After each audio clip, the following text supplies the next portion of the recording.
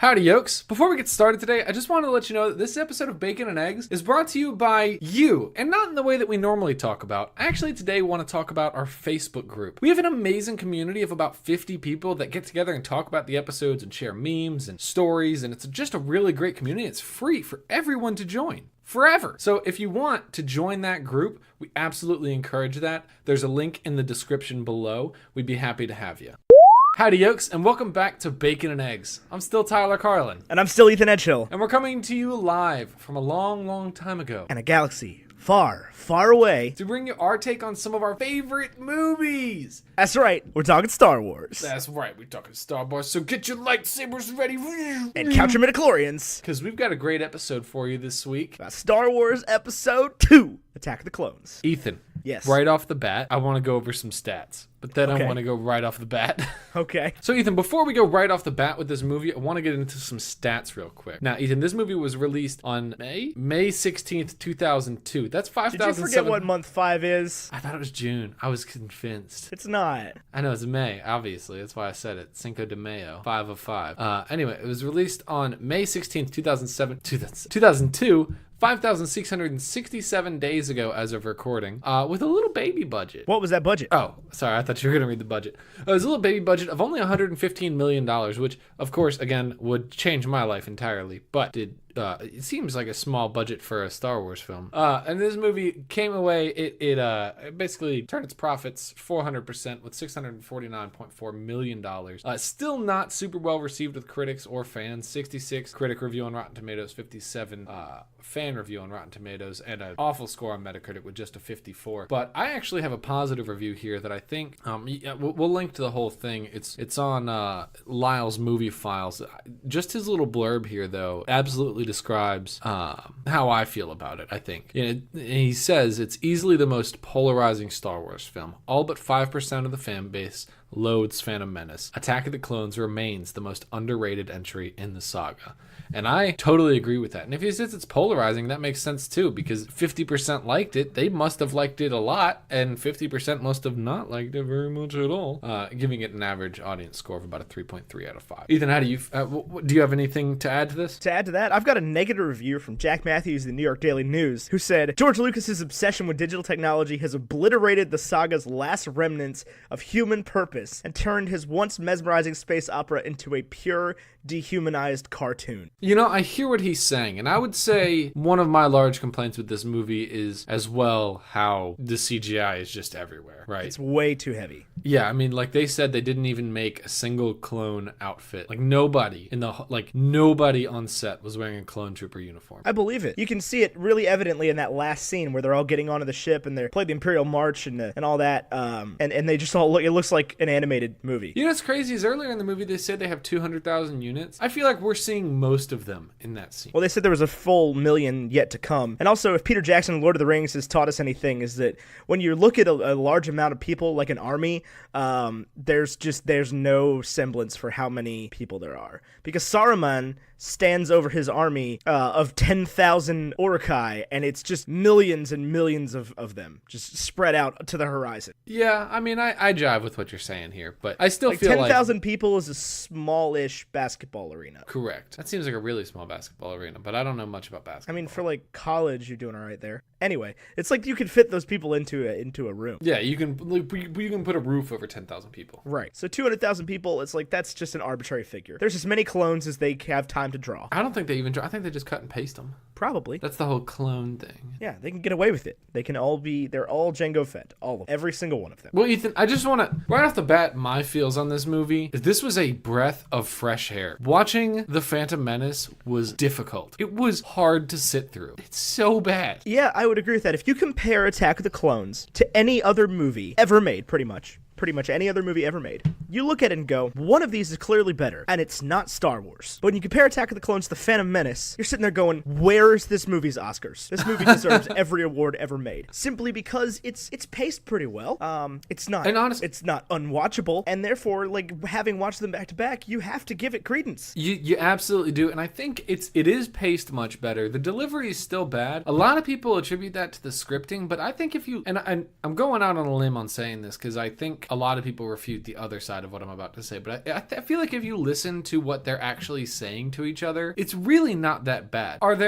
Is there some scenes, oh, I hate sand. Okay. Fine. We'll take it out of context. It doesn't make any sense. But in the flow of that conversation, it was a pretty normal thing for him to say. It wasn't like she was talking about, not sunbathing and he was in the sand and he was talking about the sand. She was literally talking about going and laying in the sand. Well, I mean, okay, just in that specific instance, if I hate people like that. And I've been one of these people many times in my life. And I admit it. And at this point in my life, I've realized that, like, when I'm doing this, I look at myself and be like, dude, stop. Just let people have their fun. But she's just like, man, I used to love going out and laying in the sand. And she doesn't invite him to do it. She doesn't ask for his opinion. He just goes, I hate sand. Like, nobody asked you, you weird-headed little No, I think what that shows, though, is that he's comfortable just sharing some of his insecurities and some of his frustrations. Because he, even as a 9-year-old in the last movie, when they were talking about, oh, there's a sandstorm coming. He wasn't like, oh, I hate sandstorms. He was like, let's get you to protection because sandstorms suck. And I feel like now he's kind of opening up about, like, I don't just dislike these things. I absolutely hate them. But I will give you a reasonable doubt, or I'll give you credit that was obviously not one of the best scenes in the movie. Right. Well, it's just, and that's the thing is, like, the script is bad, not in the way that, like, the lines don't make sense. It's just they're not written in a way that you can give them to an actor and get a good portrayal, clearly, because these actors are fine actors. Like, Ewan McGregor is not a bad actor. Natalie Portman's not a bad actor. Samuel L. Jackson's not a bad actor. Hayden Christensen's a bad actor. Hayden Christensen's a bad actor. Yeah, for sure. He's never particularly given me a solid performance in anything I've seen him in. But it's like, this movie sounds like you took a fantasy novel. Like, not even a particularly high-quality fantasy novel, but like a fantasy novel or sci-fi novel that, like, didn't really win an awards. It's kind of stuck in the back shelves, and somebody picked it up and was like, I'm gonna make a movie out of this without letting a screenwriter touch it. Yeah, I mean, I definitely agree with that. Is that it's like, it's not great cinema. It's not right. It's not like a screenplay. Like, they never made a screenplay for it.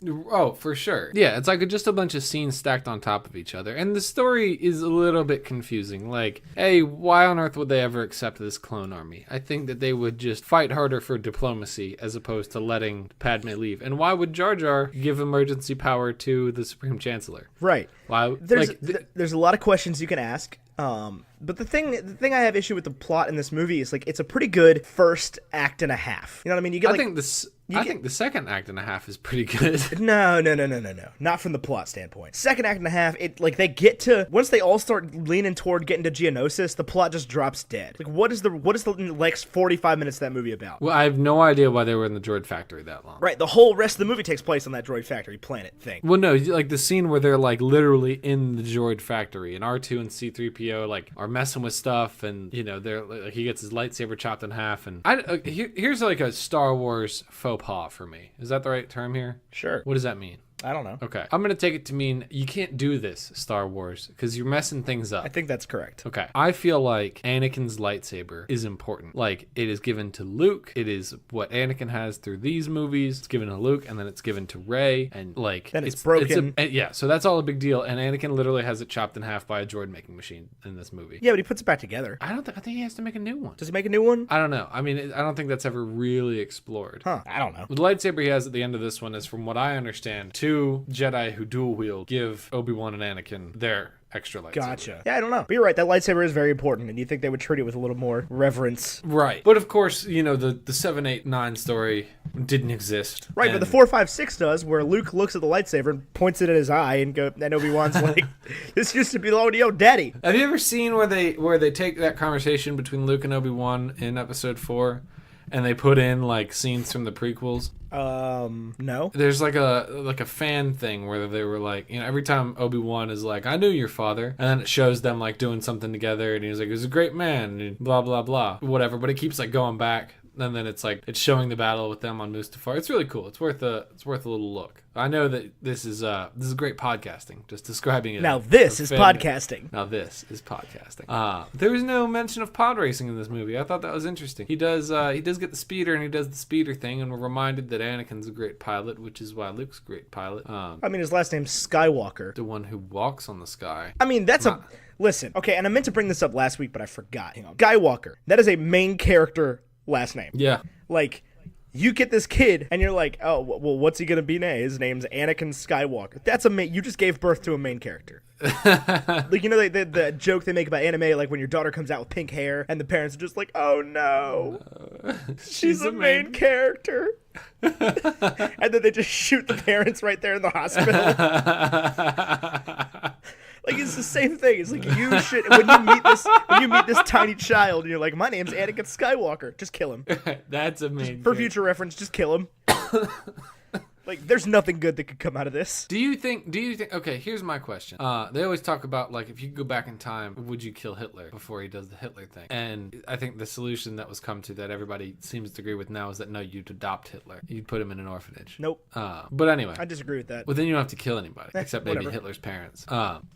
But here's the question is, Yoda and Windu were like, no, we're not training this dude. He's going to be the dark side. Do you think if, like, they had their way, better things would have come of this? Yeah, definitely. I don't think so. I think the Chancellor's already met him, and he already knows. This is true. That's what I'm saying. Like, I think Qui-Gon Jinn should have just shot him or stabbed him dead right there on Tatooine. Right, if it was like, shoot, done. Midichlorian count 20,000. Oh, crap. Like, I don't even want to take a chance on this. The Chosen One, he's going to bring balance to the Force. That can only be, like, a not good thing for some of us. Right. Like, we must be doing this wrong. There's a ton of us and only ever 2 of them.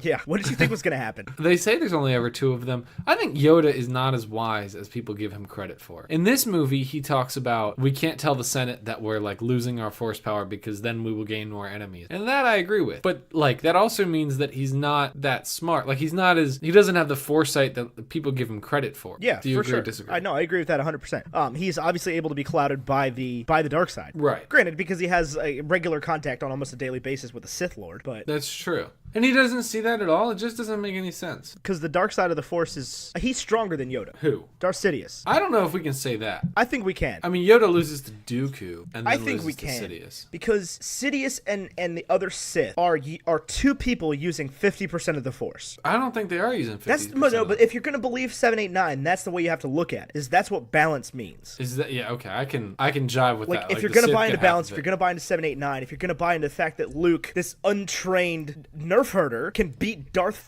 Vader, like, you have to buy into the fact that, like, there is a limited amount of Force. I think it's so weird that the Jedi would have such a big order when clearly lineage is such a big part of Force power. Yeah. Like, you're getting first generation Jedi and only first generation Jedi for the Jedi Order. But with Sith, you can pass that down. You know what I'm saying? Right. Like, you're only getting Muggle-borns with the Jedi because they can't have kids. Yeah, you're only bringing in new blood.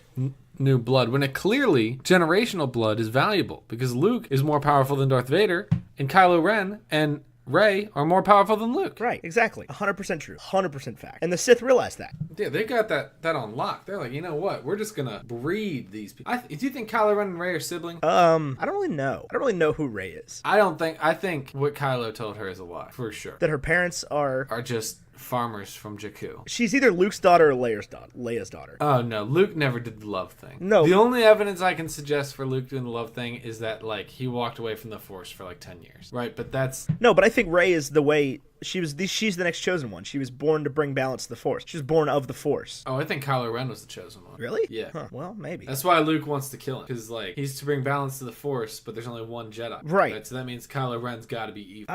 Yeah, I could see that. I've only seen The Last Jedi once, as long as we're all on the same I've seen it twice. But this is also not what we're talking about. I know. We're talking about Attack of the Clones. All right, I so thought it was let's blast into some of this shockingly plot. Good. Yeah. Okay. Walk me through it. So, my first note is, from the crawl, the first line is, there's unrest in the Galactic Senate. And I wrote underneath it, no you elected a Sith Lord Chancellor. What did you think was going to happen? I can't believe they did that. Can I talk about this real quick? Yeah. Watching this movie, it is so, like, the Darth Jar Jar theory is so clear. So strong. So strong. It's so clear that that's what they were going for, and they had to scale it back when everybody hated Jar Jar Binks. But, like, the fact that he's the one... that Naboo is the one that chooses. Like, the whole reason Padme went there was to vote against it. And the whole reason she was putting him in her place was so that she could be like, just do exactly what I would do. Right, and he doesn't. He's Yeah. just like, Misamoto, add ultimate extreme powers to the Chancellor. just awful. Yeah, so Count Dooku pops up after 10 years, whatever he's been doing. He was a Jedi, and now he's not. He was never mentioned in the first movie, for some reason, even though he appeared to be a Jedi 10 years ago. Who appeared to be a Jedi? Dooku. Yeah. Yeah, So he was parading in the first one. Well, he was parading as Master Sifo-Dyas. Oh, do you think that's what he was doing? Yeah, 100%. He was parading on Kamino as Master Sifo-Dyas because Jango Fett straight up says, I was hired by a man named Tyrannus. I think Sifo-Dyas and Tyrannus were working together. Tyrannus killed him. Maybe.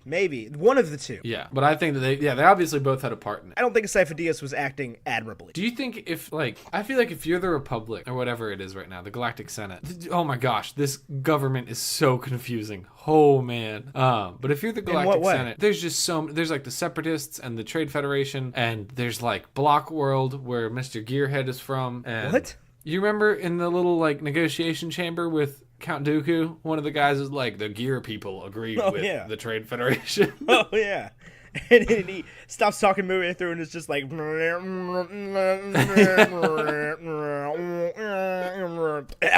with the Trade Federation. It's like, what is this guy doing here? I guess they make the super battle droids. Is that what I'm to understand? I'm guessing. Because he says something about, like, our battle droids are superior or something. Yeah, Roger. What else was I saying? I don't know.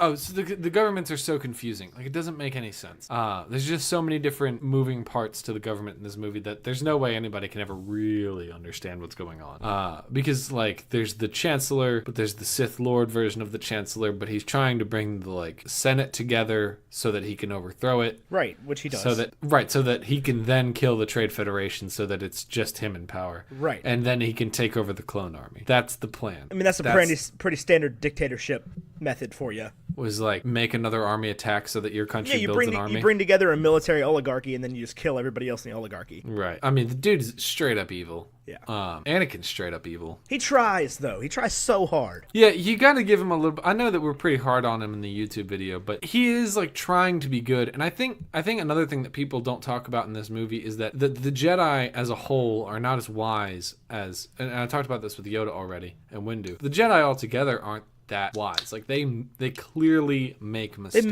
They mess stuff up. Because they have the chosen one, right? And they are trying to choke this kind of power so that, he's very clearly more powerful than everybody else. And they all know it. But they won't tell him. But he knows it. But Obi-Wan's just sitting there on him the whole time. Yeah, and Obi-Wan is sitting there the whole time like... You're not as strong as you think you are, bro. Right, but he is. And I think that's a huge mistake on Obi-Wan's part. I think that, that's... Anakin's not just... He doesn't turn just because, he's got this...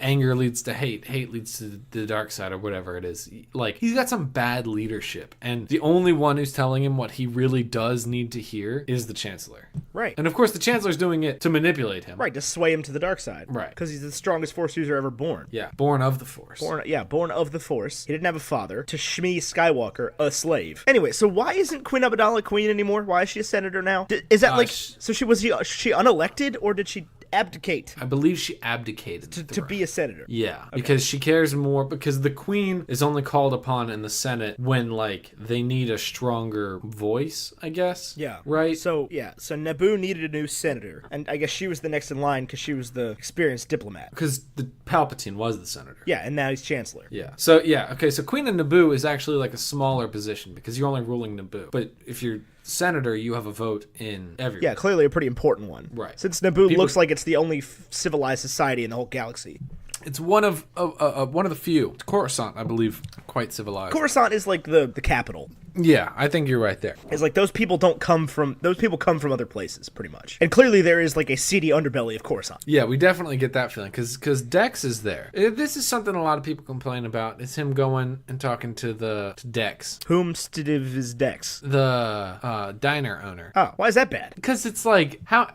It's not in the Jedi archives. Like, obviously, it wouldn't be. I think the way the order of it is wrong. I think you go like it's jumbled because Dex tells him about Kamino, and then Kamino's is not in the archives. But I feel like he should have scanned it and been like, "That's weird. It's not in the archives," and then gone talk to Dex, and Dex been like, "Oh yeah, it's Kamino dart." Is that not what he does? No, he doesn't. He just goes straight to Dex with the dart. Oh yeah, that's a little backwards. And then he goes back to the archives, and like Kamino isn't there at all. And the lady's like, "If it's not in the Jedi archives, it doesn't exist. It does not exist." And they're like, Yoda's like, "The mind of a child it sometimes takes. Deleted from the archives they are." And I'm like, no crap, bro. Yeah, I think somebody straight up telling you you this planet exists. He knows what the weapon is. He knows where it's from. He knows what they do there. Who does? Dex. Yeah. He's like, that's where the cloners are from. Yeah, right? Like, I think what that reveals, though, is that obviously there's a turncoat in the Jedi Order, who is, I guess, Sifo Dyas or Tyrannus? Both. One of the two? I would say both, at least Tyrannus, if not both. Is it Sifo or Typho? Sifo Dyas. Captain Typho is a different guy. He's the right. Odin-looking guy with the eye patch. Sorry, I'm just pulling up the Star Wars wiki article on Sifo Dyas. Yeah, so he is like his own dude. He's from the Cassandran worlds. No, I mean, I believe he exists, but I wouldn't surprise me if Count Dooku went to Kamino impersonating Master Sifo Dyas. Oh, that's what you think happened? Yeah. According to this article, and that's all I've got to go by, is that he really did go there. Okay. And he went, it looks like, on the behalf of the Galactic Senate. I'm sure that there's like because he does appear, it looks like, in either games or shows. Like canon games and shows. Okay, so he's real. Yeah. Okay, I can jive with that. But so he's clearly working with Count Dooku. Correct. Whether he knows it's for ill or not. Yeah, I think probably what happened, and it looks like it happens in the Clone Wars or in the show, the Clone Wars. I think what happens is the Chancellor tells him that the Galactic Senate has ordered the creation of an army. So he goes and orders the creation of an army. So the Chancellor prior to... Yeah, I guess the Senator Palpatine at the time. Yeah, not Chancellor whatever before him. Yeah, there's a video playing on it on my computer right now, but obviously it's silent. So I don't know. Fair enough. It's okay, so it's tough to say. Regardless, the clone army gets made from Jango Fett, who was hired by Darth Tyrannus. Yes. Okay. It's weird that they would be okay with using the clones. They're not okay with it. They're like, we don't but that's the thing, is the Jedi to. aren't okay with it, but the Galactic Senate figures out about it. Am I right? Am I wrong? I don't know. It's a very confusing situation. I feel like they could have made the clones a little bit more accessible to the Jedi. Like, made it like, oh, okay, we've already got an army ready to go. No worries. Surprise, Galactic Senate, we're ready. But the fact that like half of the first act of the movie, Padme is so anti-Senate army. Right. She doesn't want them to militarize. She wants them to win the fight of their own volition. And diplomacy. Right. And then by the end of the movie, she's like, this is aggressive negotiations. What's aggressive negotiation? It's negotiation with a lightsaber. I thought that was pretty funny, though. I won't lie to you. No. Nope. I disagree with that entirely. I did not laugh. Where's my audacity? I was just curious how long we've been into this. Okay, so take me to the next point in the plot, because I'm curious as to where we are with that. We didn't really get anywhere. We've just been jumping all over the place. The scroll in this one, much like the first one, just to bring that up. Yeah, it's just all about, politics. Yeah, politics. I think that's, which is lame. So, yeah, I'm not about the politics, but then it gets into the movie and they're flying upside down onto Coruscant, which I thought was cool. Yeah. And I was immediately like, are we about to have another, let's just say, assassinate Padme thing? Because that's about to happen. Oh, yeah, they do try to kill Padme, and then her body double's like, super sorry, I failed you. It's like, you literally did your whole job. Just take a bullet for me. Your whole job was to die for the queen. Right, your whole job. Well, the senator. Whatever. She's all about that body double move, but Palpatine didn't have one when he was a senator. Nope. Well, she's clearly a target still. Like, they brought Captain Typho along expecting a problem. And they got one. And Mace Windu's like, we think it's spice miners. And then it's spice miners. It's the dude in this office right now that tried to kill her. Yeah, it's Count Dooku and the Trade Federation and Darth Sidious. You know, I was thinking to myself, I was like, why do they want to kill her? Wouldn't the next senator from Naboo just have the same feelings about this? Like, wouldn't they be like, yeah, I want to honor her memory, and I was just elected by my people who loved her, so no to the clone army. But then, of course, Jar Jar gets his shot. Darth Jar Jar. I move for our clone army. Yeah, but even Queen Amidala's, keep saying Queen, even Padme is like, it's probably Count Dooku, and I almost said Nick Fury.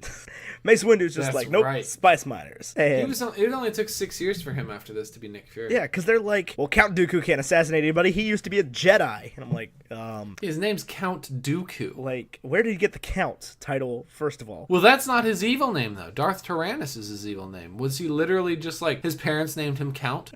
Yeah, was he like... Or is it a title? Was he like George Dooku before that? Maybe. Count and Duke are both like positions held in a feudal society. Feudal society. Wow. I was just about to ask you, what's the name of that society that starts with an F? Feudal society. Yeah. I mean, was he given that name by some watery tart? Probably. Distributing swords. Yeah. Some watery tart throws me a scimitar and I declare myself king. Oh man. And then we get Obi-Wan and Anakin back, and I literally wrote, these two idiots. Great. I love them. They're bickering the whole time. They're being silly. I thought it was fun. Obi-Wan's such a to him. He's so mean to him. He won't give him anything. No credit whatsoever. He's a talented swordsman. He's a great pilot. He has strong force abilities. No credit whatsoever. And he saves the crap out of Obi-Wan like every chance he gets, and they milk that in the next one. Right. Even in this movie, Obi-Wan's like, you remember that time on whatever? And Anakin's like, Master, I remember that time that I pulled you out of deep that you were in. I miss the fan edits though. I miss those edits that we watched that didn't have Jar Jar Binks in them. He's hardly in this one. There's like one conversation towards the beginning where she's chatting with him, and even she's like, this conversation's gotta stop. Yeah. You gotta stop speaking. It's been 10 years, bro. I'm so tired of you. Right. Like, literally just go, I told you, you're in charge of the Senate stuff. Just do what I would do. Don't be swayed. Yeah. Like, just, why was I here? To vote against the clone army. And he's like, what are you gonna do? He's like, time to get swayed. Not Slade. Right. Time to be peer pressured from like a distance into voting for a clone army. Yeah. He's like in the same room as them and they're talking about it, and he's like, you know what, I could do it. Idiot. Yeah. What an idiot. So you see a lot at the beginning of this movie how Obi-Wan is different from Qui-Gon, because Qui-Gon like gave Obi-Wan the chance to think, gave him the chance to like breathe and be a Padawan and learn, and he wasn't like Mr. Good Cop, and Obi-Wan is Mr. Good Cop. He's like, we gotta listen to the rules. Yeah, but Qui-Gon was I've seen the Lego movie. Qui-Gon is both good cop and bad cop. No, he's just bad cop. Yeah. No, he's both. He's good cop in the Lego movie? Yeah. Get the front door out of town. Are you serious? Pretty sure he's both of them. Just like doing like a silly voice? Yeah. You said Jango Fett sounds like Korg to me in a text message. Made the movie so much better. Right, it's all I can hear now. I was just sitting here like, Jango? I'm Jango Fett, kind of like the leader around here. I just do the little fights, get him warmed up. This is my son, Boba. He's got knives for hands. I'm a bounty hunter, which means you have nothing to worry about unless you're a bounty. Just a little bounty hunting joke. So like, as soon as he started talking, I was like, you sound exactly like Korg. Was that Taika in there? Was that him? No. I checked. Did you really? Yeah. He looks sort of similar, but not similar enough that I would have been like, yep, that's him. Well, it's been 12 years. That's true. You know, I'm just going to sidebar here real quick. Did you ever watch the Amazon show, Mozart in the Jungle? No. Oh, man, it's worth your time. It's got Gael Garcia Bernal. Who? He's in a lot of foreign language films. It's just a good film.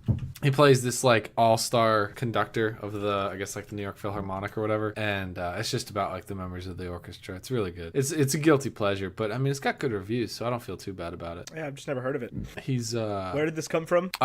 He also looks like Taika Waititi. Gael Garcia Bernal? Yeah. Looks nothing like Taika Waititi. No. He kind of does. No. Yeah, I see. I'm clicking back and forth right now. I still see it. I see your objection, but I also see my yes. I mean, okay, that's fine. Anyway, I couldn't really remember what Taika Waititi looked like, and I was just like, is this him? Am I missing something? It's not. It ain't him. No. It ain't him. But he is. He does have the same accent. He does sound like that guy, and I was just like, I'm Jango Fett, kind of like the leader around here. I'm made entirely of clones. Oh, there goes one now. Brittle clones. Perishable Rook. All right. Did he change his last name, Taika Waititi? I don't know. This is not what this is about. Sorry. So we get this scene where Jango Fett, the bounty hunter, hires a bounty hunter to hunt his bounty. Yeah, it was a weird. I mean, I guess he was just gonna kill her anyway. Yeah, the weird changeling thing. I think he is a she, and I think she is a changeling. What like a weird thing to include. I think they were just like, how do we make this more Star Warsy? How do we make this line of dialogue worse? Yeah, but great part of that scene is Obi-Wan doing some arm chopping off. I love it when he chops arms off. And there's a part with the death sticks. Yeah, you don't want to sell me death sticks. I don't want to sell you death sticks. I think something that's important to pay attention to in these prequel films is they were all about that Jedi mind trick thing. I think they do it more than you even realize. Like I noticed it watching The Phantom Menace that like Qui-Gon just does it over and over again. Right. Well, because they're like full-fledged Jedi that are trained in the arts of the Force. Right. Instead of like Luke Skywalker, who was trained by Yoda on an island for like 2 scenes. But so we get some really bad acting from Anakin in this bounty hunter scene, and when he's like, when they catch the changeling woman who is the bounty hunter, and he's all like, tell us who hired you, and then like 1 second later he's like, tell us now. Yeah. He's just not super intimidating. I thought he would have busted out the saber. And then she's like, it was, and then dies. Well, she gets shot. Yeah. She was going to tell him, too. She doesn't care. It's all about the money. It's about money. All about that money. We don't need your money. We just want to make the world dance. Forget about the price tag. Wait, what? That's the words to that song? Yeah. I thought they wanted all the money. We're going to make the world change. Don't care about the price tag because they have so much money. No. They don't care about the money? They don't care about the money. They don't want the money? They don't want the money. Whoa. All I want to do is... and take your money. There's a cha-ching in there that you missed. Well, I didn't, listen. And a cha-ching. It cocks a gun and then it opens a cash register. Yeah. It's very strange. Yeah. I fly Ching. like paper, get high like planes. If you catch me in the corner, I got visas to my name. That was a big deal. Was it 9th grade, right? That's It's when a that was long big time deal. ago. 9th grade. My name's 'Cause- MIA. I got more records in the KGB, so no funny business. Farewell, democracy. What was the? You remember every hour on the hour, freshman year homecoming, they played Soulja Boy. Except the third, or the second, third, and fourth time, it was Crank That Spider-Man. Well, they would play like the first verse and a half of Soulja Boy, and then they would mix it into Crank That Spider-Man, and it was awful. It was so bad, but everybody knew the dance. I remember everybody knew the dance. It was 9th grade. It was 2007. I know it was 9th grade. I remember that night. No, I mean that Paper Planes came out. Oh yeah, I remember all of that. It also turns out if you Google image Paper Planes, because I was set to Google Images, you don't get anything related to MIA. No, No, you get probably Paper just get 'em- Planes. Believe it or not, like made of paper. This is saw podcasting. I saw the funniest thing yesterday. As long as we're describing things that you can't see. It was a comic, and it was a plane hurtling towards the ground, and then the next strip was you could see a line hitting the ground and then bouncing off, and then there was the plane, and it just said Boeing, like Boeing. Yeah. I geeked out. I laughed out loud. Thought it was hilarious. That's where I'm at right now, Ethan. That's what gets me going. That's what entertains me. Let's catch up on life real quick since we're kind of lost on the movie. You went to Punta Cana. I went skiing. It was a big weekend for both of us. Did you have good times? I had in Punta good Cana? times. It's a very nice place. I would 10 Yeah, for it's- 10 would go back. Really? Yeah, it was nice. I don't know. Are you the kind of guy that likes to sit on a resort? No, and just I'm not do a resort nothing? guy. Turns out, Did it bug you? I would just much rather have like a house on a beach. I jive with that. Like I'd much rather just run a beach house. Because like if you wanted to get food, it was from a bad buffet, which was a quarter mile away, or like more than that, like a half mile away What? from the beach. Oh, Resorts are honeymoon. big. I think resorts where you were, not. I went to what's it called when you're in a hotel that they call a resort, and there's like a bunch of restaurants in the hotel, and there's also a beach outside and a pool outside. I don't know, a hotel, Is that a resort? I guess. So this was like, Was this like those sandals commercials? Yeah. Where they like have a drone footage. yeah. So there was like 2 huge pools, and then there's like a beachside bar and like a big long beach area, and then there were like 4 big hotel-like buildings that were about 4 stories tall each, and then there was a bunch of villas. Did you have a villa? We did not. All to We yourself. had a hotel part. We had a hotel room. Did you just have like a queen size? You know what I found is I am ceaselessly whelmed by hotel rooms. On my honeymoon, we went to like a nice resort, and it had like a jacuzzi in the room that only sometimes worked, and the beds in hotel rooms. I've never been in a hotel room and been like, this is an exceptional bed. No, it's always like I would much rather be in my own bed. Right, exactly. I would like to go to my Tuft and Needle at my house, or my Serta in my guest bedroom. Like I don't want to. This is just it's a bed other people slept on. I don't want this. Yeah, well, that's a hotel for you. There's a bed other people have slept on. No, it was cool. We had fun. There was a bunch of bars. There was a casino. Food was eh. Also, the inflation in Punta Cana in the Dominican Republic is ridiculous. It's ridiculous. The Dominican peso is worth, or 46 Dominican pesos is $1. So you probably felt like a big baller at the So casino. you're pulling out money out of the ATM, and you get out like $20, and it hands you 1,000 pesos. Right. Like And you're like- a 1,000 peso bill. Did you feel like a And it's like a big it's deal? like Monopoly money, man. They're like their hundreds are red, the thousands are red, the hundreds are like pink, the 50s are blue. It looked like Monopoly money. Where'd you get the pink 50s, Grandma? As Dane Cook. Sitting on Baltic with crap. It's classic. Yeah. Anyway, have you ever seen Attack of the Clones? I have. This is Boba. He's my son. He's made got entirely knowledge of for clones. hands. He's made entirely of clones. So Boba also, they give him a cool little backstory. I think this movie does a little bit of, what it sits on a lot more than the Phantom Menace did? What? Is this one that says, you know what? You deserve the fan service thing. We're going to do the fan service thing. Here's your blue milk. Here's your Owen Lars. Here's your whatever it is. Here's your Sebulba on Coruscant, throwing it back to the Phantom Menace. Yeah. All the Sebulba people. Here's Boba Fett. That's what you wanted, right? Did you know that the clones are Boba Fett? What? Boba Fett's a kid? What? That's wild. What? Yeah. Here's that scene where Boba Fett learns that in Empire they're gonna hide. They're gonna hide in the asteroids. Yeah. Yeah. They're going to hide in the asteroids, and that's where he learns Because that Obi-Wan part. did it, yeah. And we've got Joel Edgerton playing Owen Lars for like 30 seconds. Hey, but we got Owen Lars in We there, did. man. That's a big We deal. did Tom Buchanan as Owen Lars. I thought you just said Joel Egerton. Hey, it's Tom Buchanan from Great Gatsby. Oh. Yeah. Is he really? Yeah. Oh, Yeah, man, the guy from that's Kinky nuts. Boots. Yeah, he's in Kinky Boots? Yeah. I think you're looking at an IMDb He's the main. No, page he's the right main now. character. What are you talking about? Kinky Boots. I thought the main character was... I thought that was Brendan Urie. No, the movie. There's a movie about Kinky Bro, Boots? have you not seen Kinky Boots? No. Yo, go watch Kinky Boots, bro. Why? It's so good. Is it? Yes. All right, I trust you. Did you know... Probably. You didn't, I don't know if you did. Did you know that Andy Secombe, voice of Watto, his official headshot is a picture of Watto? That doesn't surprise me.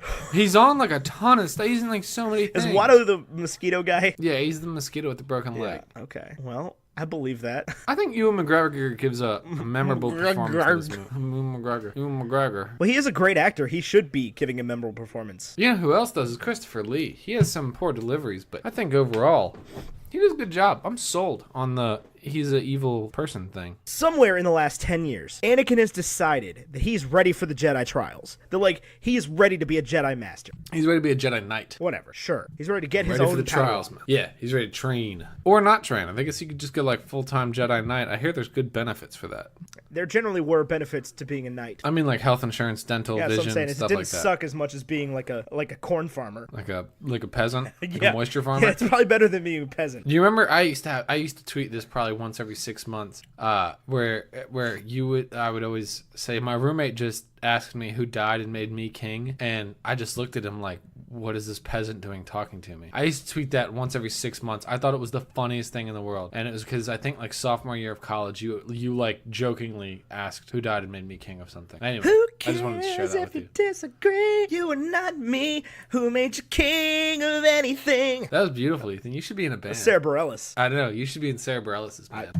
Do you know Sarah Bareilles? Can you give me that hookup? It's Barais, actually. What? No, I'm kidding. It's I was Bareilles. about to punch you through this microphone. I think it is Zendaya, though. Can I tell you that? That's fine. It's not.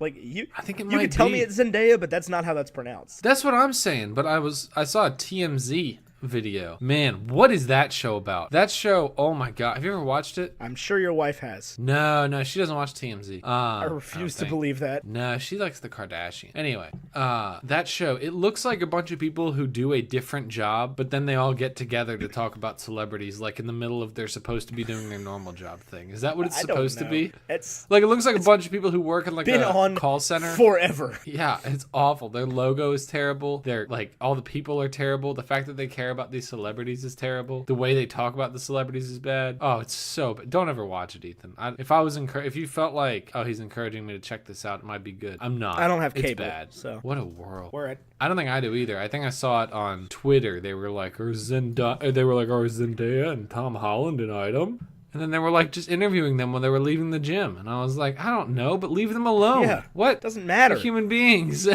Right. says the guy whose wife cares? watches the Kardashians. Okay, but that's different because they like volunteer. In fact, the episode of I'm about to defend it as much as I hate it. The episode of the Kardashians that was on yesterday, they were talking about how they hated the paparazzi showing up and ruining whichever ones just had a baby. I guess the season started after the baby was born. Yeah. One of them had a baby. Kylie Jenner had a baby. So okay, look at you knowing your stuff. I just don't know how you don't know that. I don't even know what Kylie Jenner is. You keep saying that. They were talking on the show about how they were like, I can't believe that all these paparazzi are here and not letting me make the decision to share this with the public when I want to. It's not fair, blah, blah, blah. They were actually talking about TMZ. That's who they were talking about. They're like, TMZ showed up and they snapped this picture of me where you can see my baby bump or whatever. And it was awful. It was totally terrible. Why would you ever treat people this way, Ethan? Because If you're gonna, the Kardashians have asked to be treated like that. I don't They think have said, please put No. me in the public eye. We're not talented. Yeah, we but- don't do anything. Please put me in the public eye. They did it. No, but they did it. And okay, I don't know what their talent is either. I'm with you there. But they did it in the way that like you can make a TV show about us. But I don't think that means that you can just like bombard us when we walk out of a building and ask us if we're pregnant or whatever it is. That's any actor. That's all they I'm are as team actors. Kylie on this one. I know, but I'm team Kylie on this one. I feel like that was an invasion of privacy, and I know that this is always the situation because like we can say it's an invasion of privacy, but then I still want to know. I don't. I'm not right? pro I mean, paparazzi. Oh, I'm not. no, I'm not pro paparazzi celebrity at all. gossip. Like I don't want to know anything about the Kardashians. I don't want the Kardashians to have a TV show. Anytime I see, how did we get on this topic? Anytime I see one of those pictures where it's like so and so spotted, and it's just like very clearly a picture of somebody in like a hoodie and jeans that that doesn't want their picture taken. Right. There's like Jonah Hill on his way to the gym. Right. It's like, why did you do this? Rihanna coming out of Whole Foods. Like, right. Like, obviously these people have to shop. They have to like do their day-to-day activities.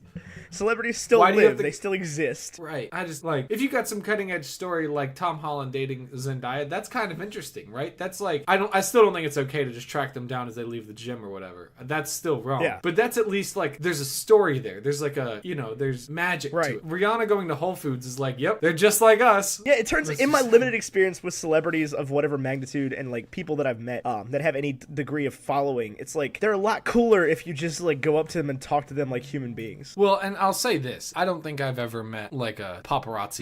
No, me either. Life-destroying celebrity. Me either. Like, I think the most famous people I've met have been like, YouTube celebrities and stuff. Or like mild actors who can go upon their normal life without worrying about it. But yeah, that's... It's like I've met plenty of musicians, stuff like that. Just like if you just don't freak out, they respond to you a lot better. Yeah.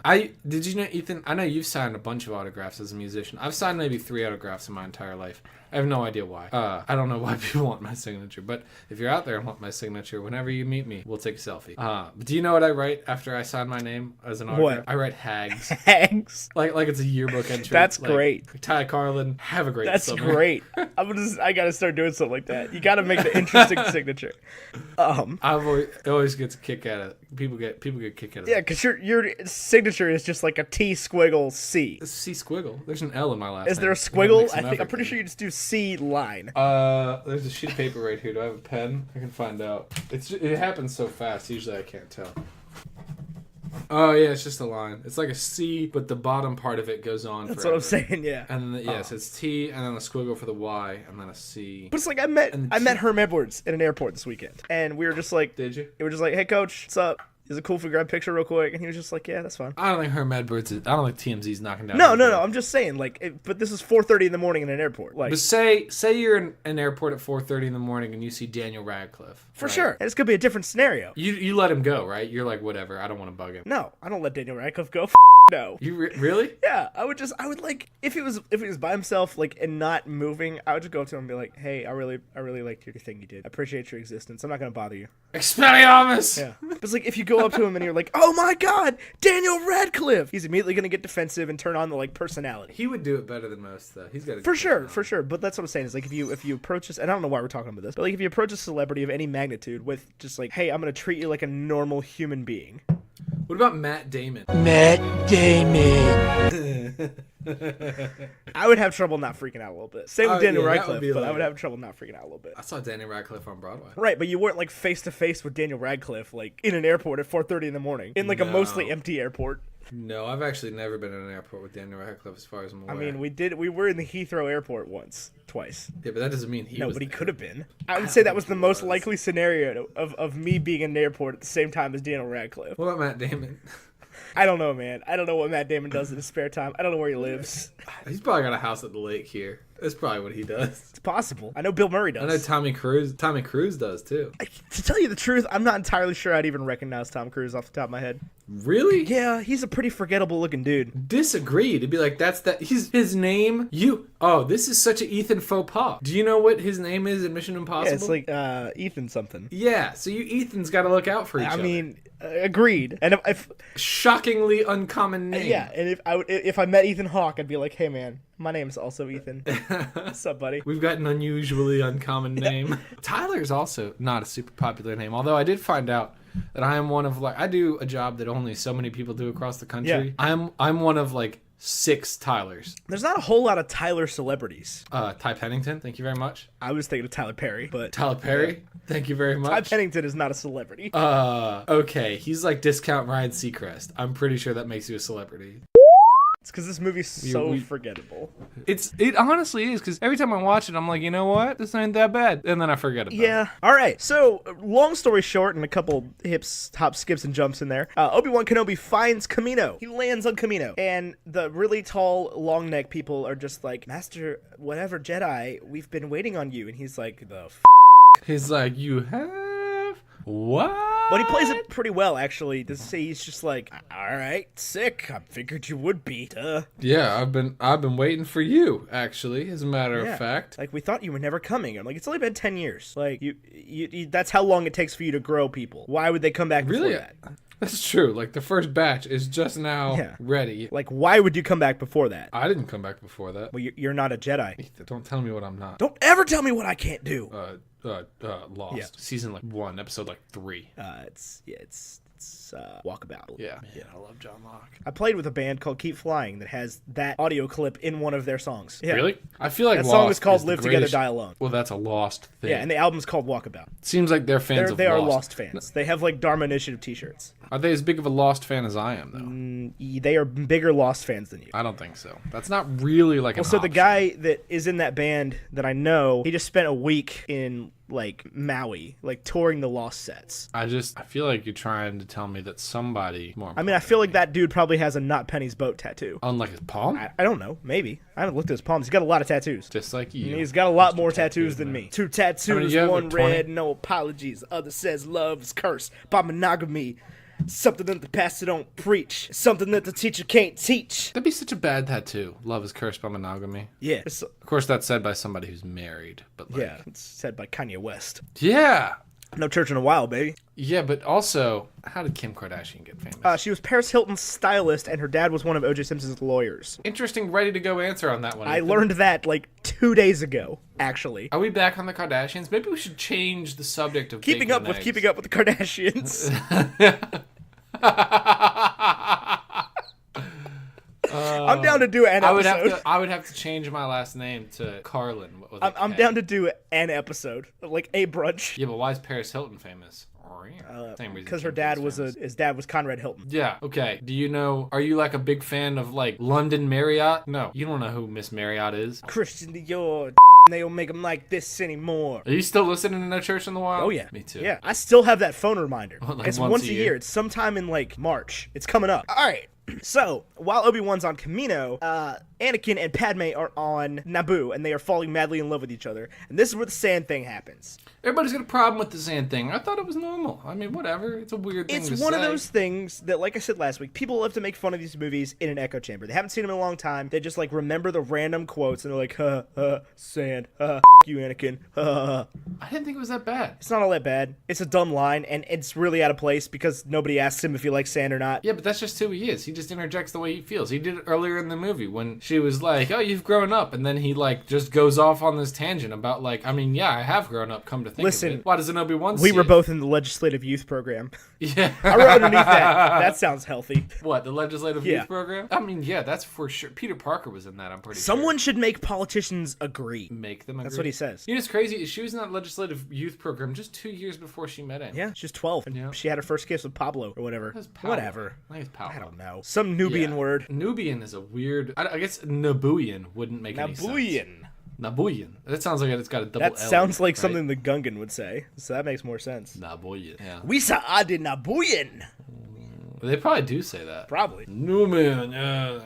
Nubian people of Naboo. It's very nice to be addressing you as your senator. Why is she senator again? Anyway, they're back on Naboo. They're having this whole love scene thing going on. All the while, Obi-Wan is having a battle with Jango Fett on the platforms in Kamino. It's raining really hard the whole time. It's like that scene in Interstellar with the waves. I think it's a cool world-making thing. I like the rain in that sense. No, it looks terrible. The CGI is really bad. It strikes me as one of those scenes that somebody drew it. Because, you know, the concept art for all the scenes. And it's probably like a really good painting or drawing that artist was like really proud of. And he saw the movie when it was finally rendered and was just like, man, darn it. This looks weird. They did really bad waves here. And I feel bad for that artist. Because there's a lot of bad CGI in this movie. They did. I feel like Jango Fett is in CGI a lot. Yeah, they probably didn't give him a costume either. They did, because it's in the closet. That could definitely be CGI. Yeah. He was all about that CGI thing. And then I think what kills the CGI in this movie is that not long after or before, it was this year. Because this is the only one that didn't top the box office for its year of any Star Wars movie. Yeah.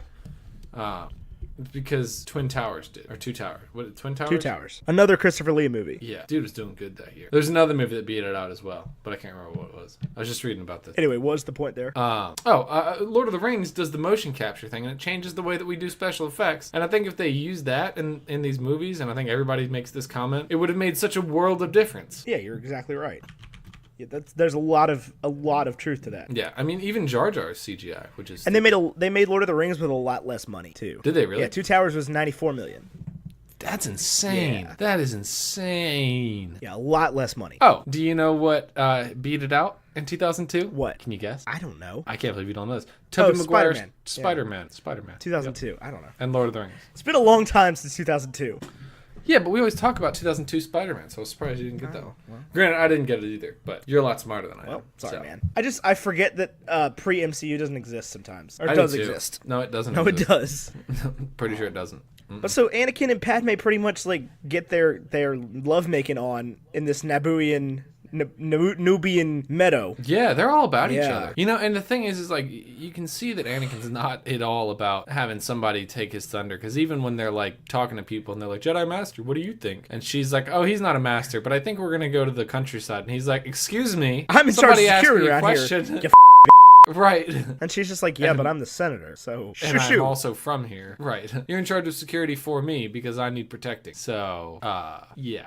But so yeah, he's got the scene where he's like floating the pears across the table at Padme, and he's like, if Obi-Wan saw this, he'd be very grumpy. I mean, I think that's weird that he shares that with her because it seems like she doesn't want them to be upset with him, right? Right. Like, but also like he's not allowed to float a pear across the table. Like, is it that big of a deal?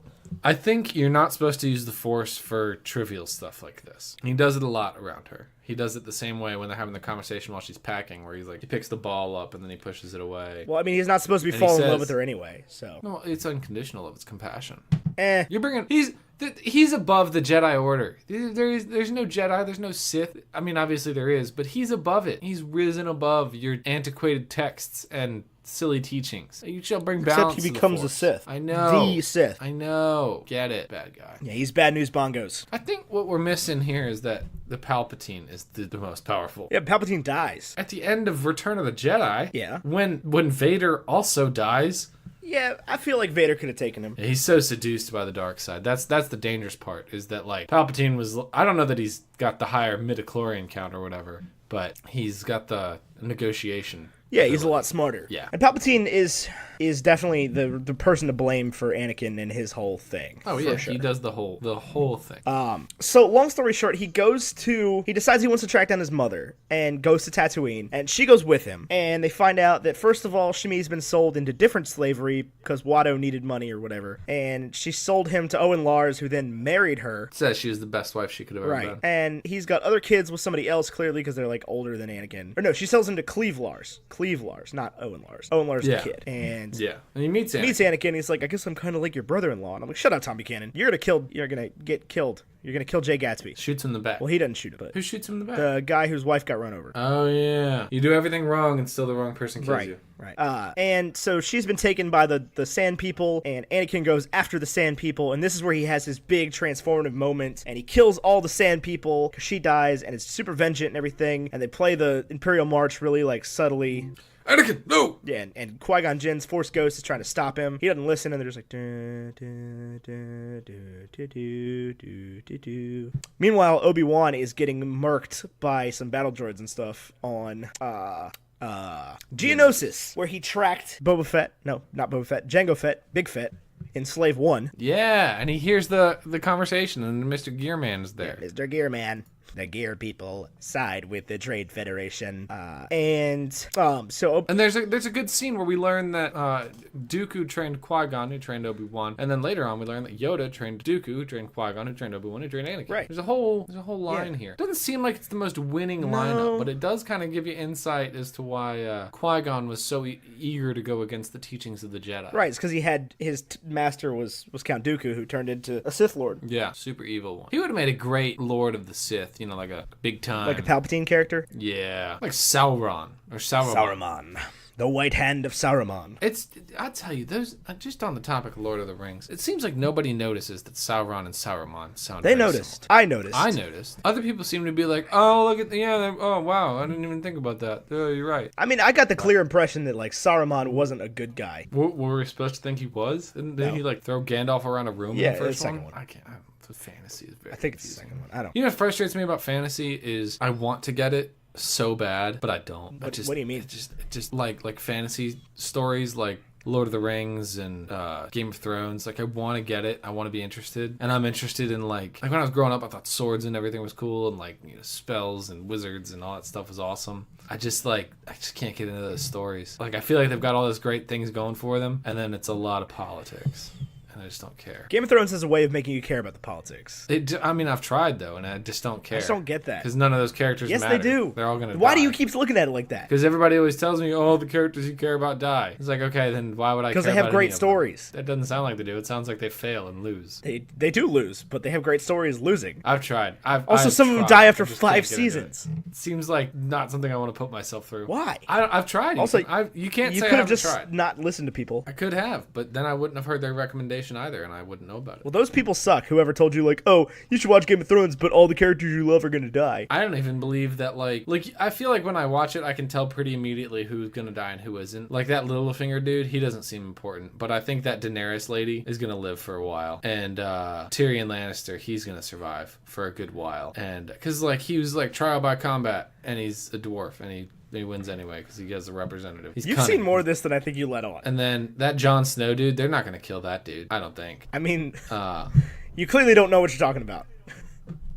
Why? Who have I talked about that I said it's not going to die? I'm not telling you. Or maybe it's like a big deal. You need to go watch one of those people died. But the thing is, I just don't care. I don't get that. I just don't understand. Like that Bran kid, I don't care. Like there's like incest. Oh yeah, no, we hate Bran. Like, we as a people want them to stop caring about Bran. And I don't like that Joffrey guy. He seemed like no fun to watch. Yeah, you love to hate him. You pray for him to die. See, but that's like a good villain to me is like Killmonger, who died, and I was like, crap. Now we don't get any more. There are Killmonger. plenty of villains like that. Or Dooku. Dooku's not that good. No, do it. That hasn't happened yet. Grievous. I want more Grievous. Grievous sucks. Yeah, but he's so unimportant. Darth Maul. Yeah, Darth Maul, I would agree with. So why does C-3PO have such a problem with the droids being made by other droids? I think he says it's perverse. Yeah, I was like, what? Machines making machines. I don't know. That's perverse. I think he has some grand respect for the fact that Anakin that he was built made by a him. human. Right. C-3PO, like a human took the time to cyborg relations.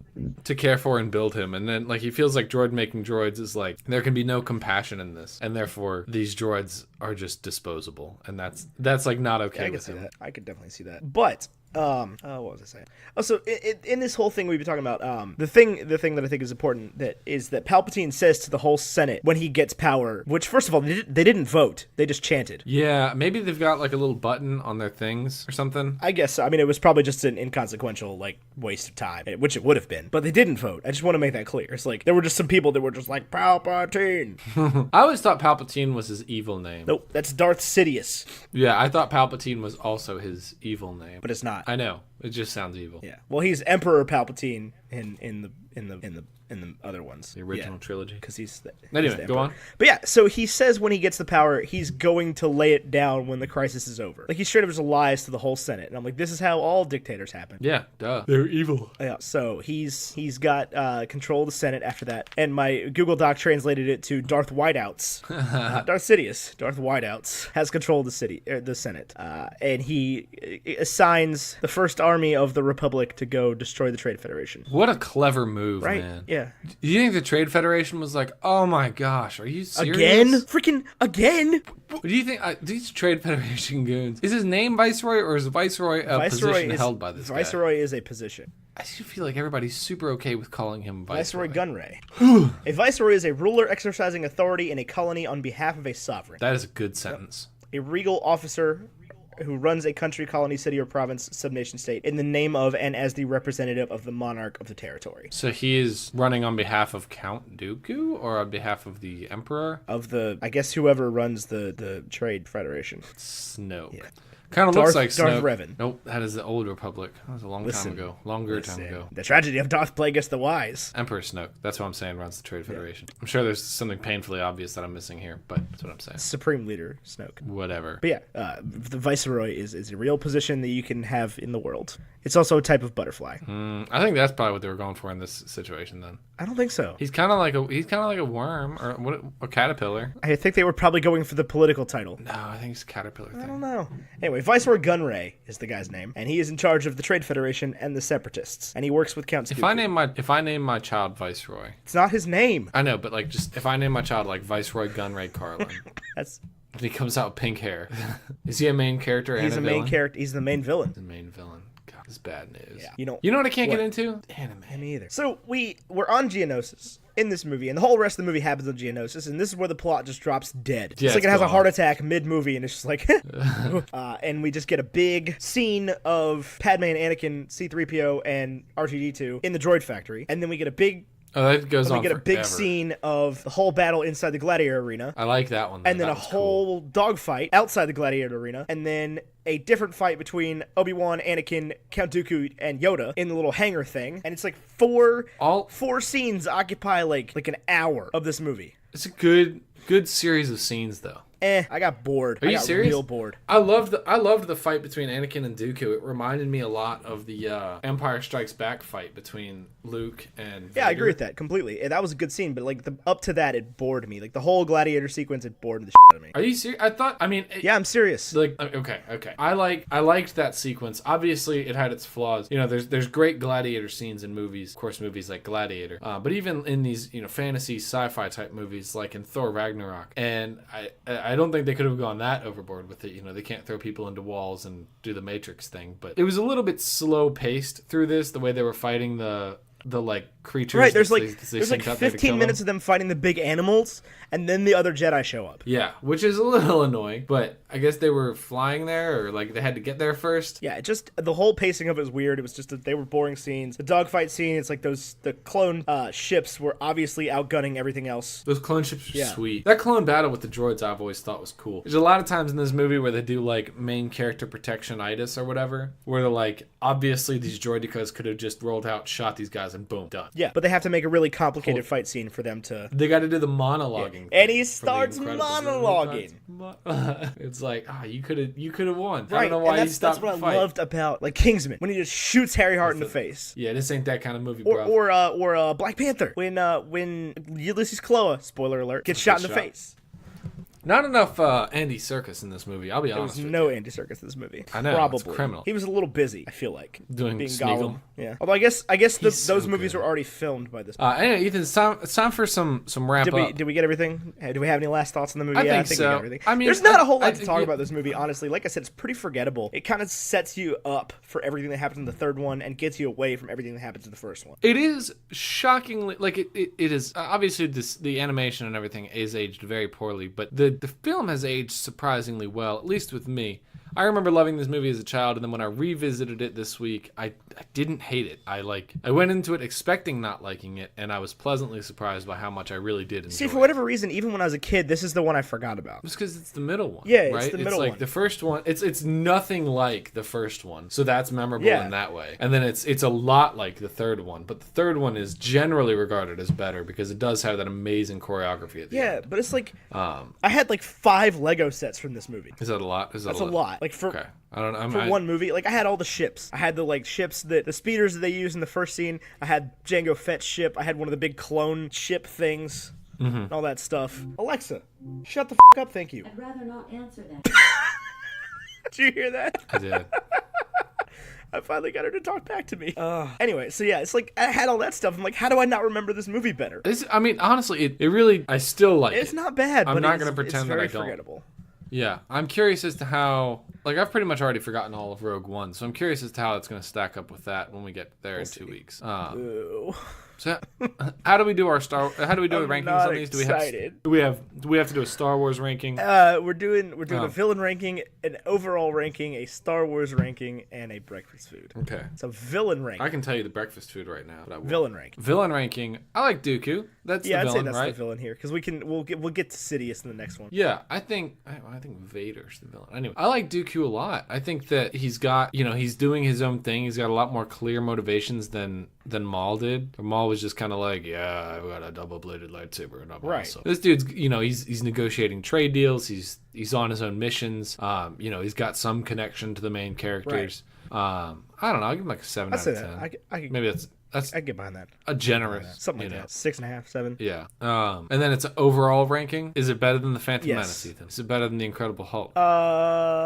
Probably. I think it is. I really do. I don't. This is because it's got to come down. When you look at talking about bad movies like this, you got to talk about watchability. Yeah, it's more watchable than the Incredible Hulk. Yeah, I agree with that. What's the rest of them? I think it's Iron Man 2. I think it might be Thor: The Dark World. Is it better than Thor: The Dark World? I don't know. Hang on. I want to figure out what this is. I want to know what we're working with. Okay, it is. It's the Incredible Hulk, Thor: The Dark World, Guardians 2, Iron Man 2, or bottom 4. Guardians 2 is better. No, it's not. Guardians 2 blue, dude. Yeah, tough. I'd say it's probably better than Iron Man 2. What's above that? Thor. It's not better than Thor. Just below Thor. Where does I know that Back to the Future Part 2 falls in somewhere in this category, in this section. Oh, I got to go to a different movie for that one. Theirs aren't all on the same list. The Marvel movies just have the Marvel movies on them. Right. I need to when we get to $30 a month on Patreon is when we will launch a website. Back to the Future Part 2 is below Thor. Like, so it's in the same spot? Yeah, it's between Thor and Iron Man 2. It is better than Back to the Future Part 2. Okay, so it's above Back to the Future Part 2. That's what I say. Perfect. I can live with that. People are going to have a problem with that. Probably, but that's fine. They have a problem with us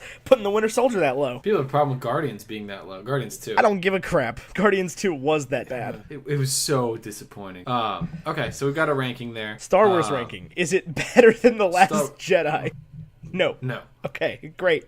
So it's between Phantom Menace and The Last Jedi. Currently, they're in order. Reverse order. No, like they're from the bottom up. They're in saga order. 1 to 8. That's how it goes. What if that's what happened? Like the end of Attack of the Clones, it picked up the story with like Reylo and all that. Reylo. Oh god. I don't know, man. Okay, so what's a breakfast food for this?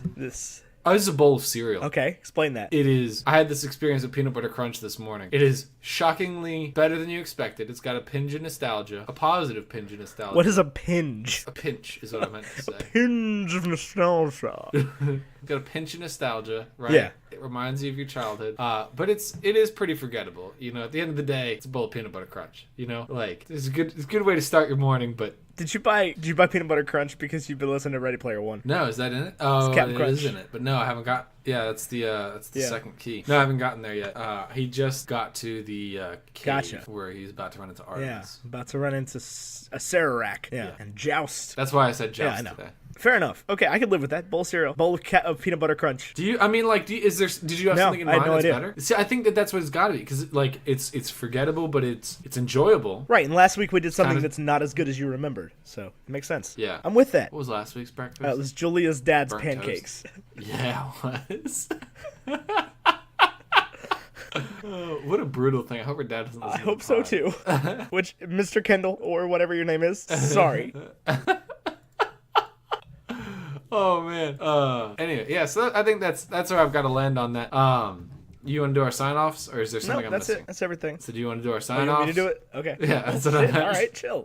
Thank you guys for listening to another episode of Bacon and Eggs. I've been Ethan Edgehill. He's been Tyler Carlin. You can reach me on Twitter and Instagram at WowNow, but the O's are zeros. You can reach Tyler at AmeriCarlin on Instagram and Twitter. That's America RLIN. As well as you can tweet us together at Bacon and Eggs 23. You can find a lot of prequel memes there. We've actually been having a ton of fun on Twitter. We're very interactive with our community on Twitter, but the place where we are most interactive with our community is in our Facebook group, as mentioned at the beginning of the episode. There's a link in the description. It's an amazingly welcoming community. You can go and you can ask questions. We are always there to answer.